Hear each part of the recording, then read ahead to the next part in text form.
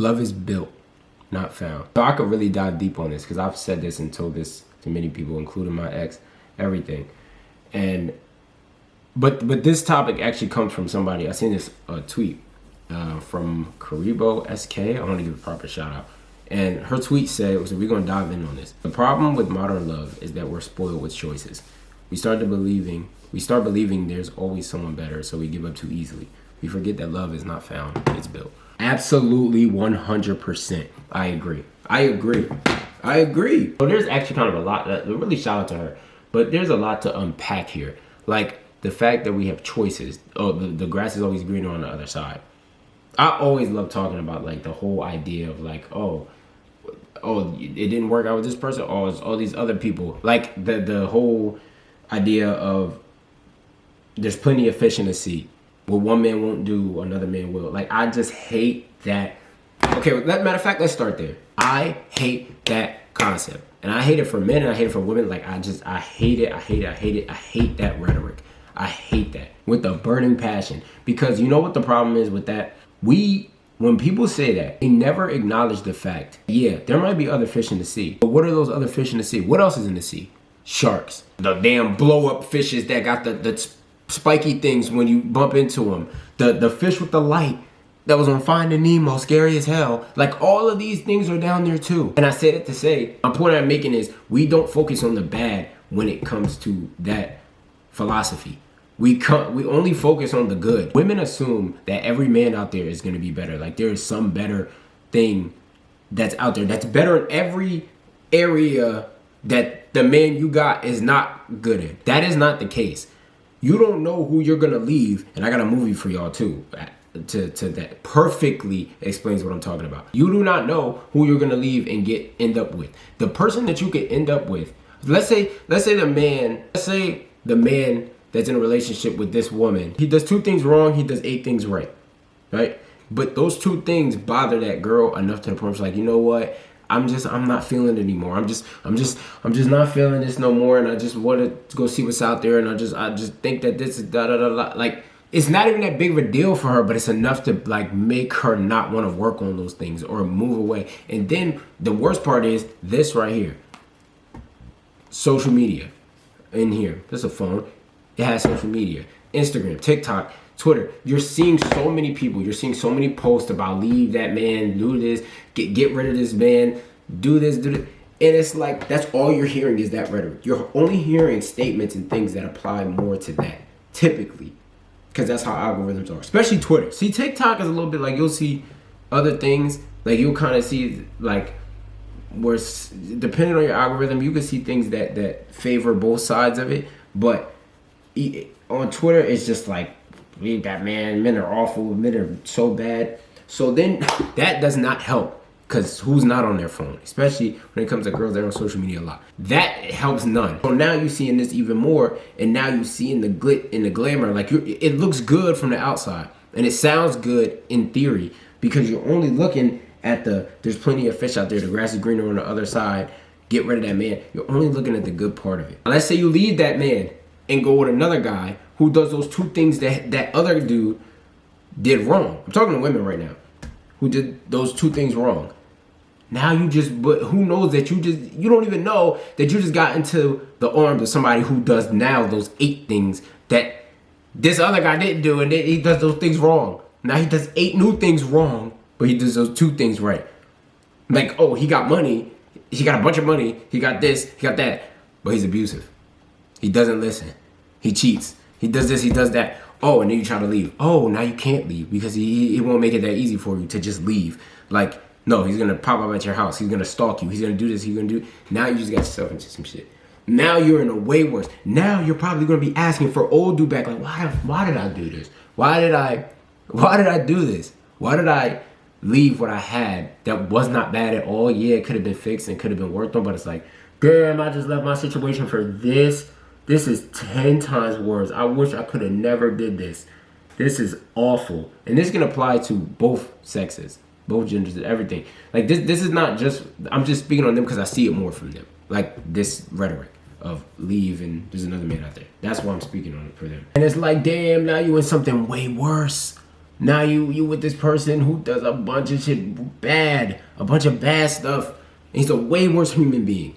Way worse. And the perfect movie to refer to this that I was talking about earlier was the movie Temptation. It is a perfect explanation. If y'all never seen it, I'm not gonna say you have to go watch it, but just maybe go look at like a TikTok or something about it and just go look at the comments or something. Or if you got time, go watch it. It's not like it's the greatest movie ever or anything, but the that is in there. And the girl in the movie, I'm gonna put it like this: Journey Smollett, shout out to her. She is dating Lance Gross. She ends up, I ain't gonna tell the whole movie, but she basically ends up paying a price for that type of mentality. She focused on the glitz and glamour of something else and only seen the good and thought that's what she wanted. And then it didn't, let's just say it didn't turn out the best for her at all. Like it at all. But that's what happened. We don't talk about that part though. That's the thing. You're going to walk out the arms of a man who's not perfect into the arms of a man who's terrible, who's awful.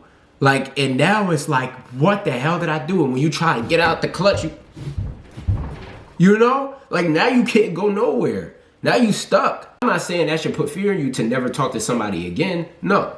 But just be careful what you wish for. Like, not even be careful what you wish for, but just think and really take your time and, like, think for yourself and look at what you have before you're ready to leave it all behind.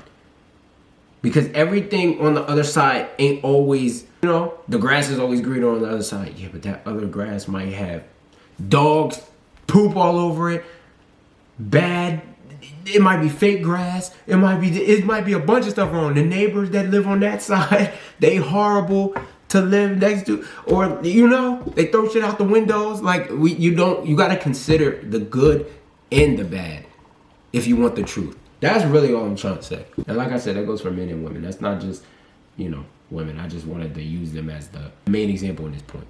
That's all. Like the tweet said, we are spoiled by choices. We are. We think that, like, there's so much out there and there's so much better than what you have. You gotta love yours, man. J. Cole told y'all that.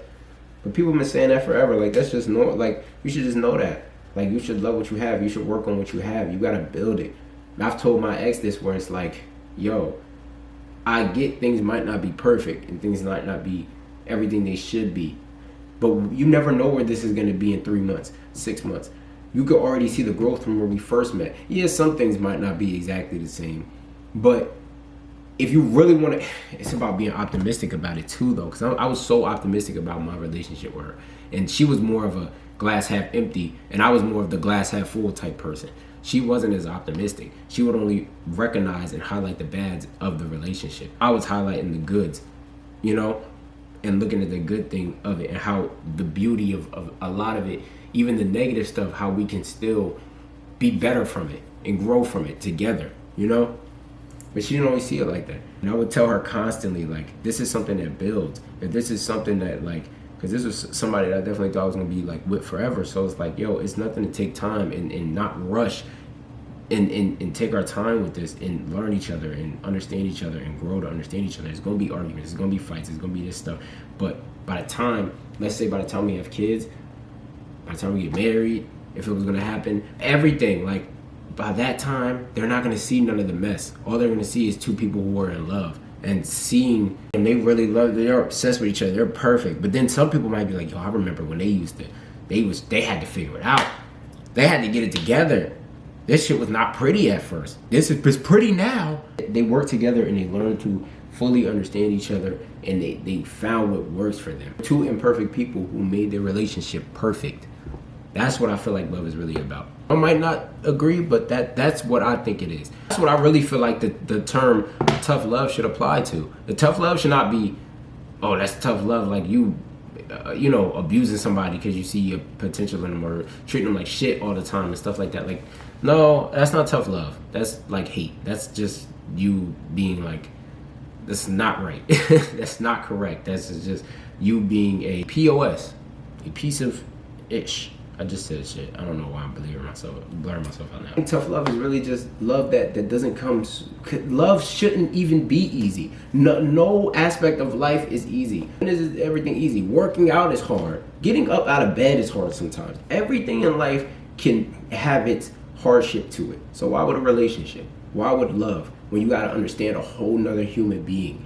And you gotta be with them through their ups, their downs, this, that, the good, the bad, this, you know? You gotta hug them and give them reassurance after y'all just got into a full-blown argument. That's just not easy. But it's necessary. And I think that that's what real love is about, because it's like, even though I'm mad as hell at you, or even though we just got into this giant thing, I still love you. I still care about you. I still want to be with you. I don't feel no different type of way. I think you were maybe wrong about this, or maybe I was wrong.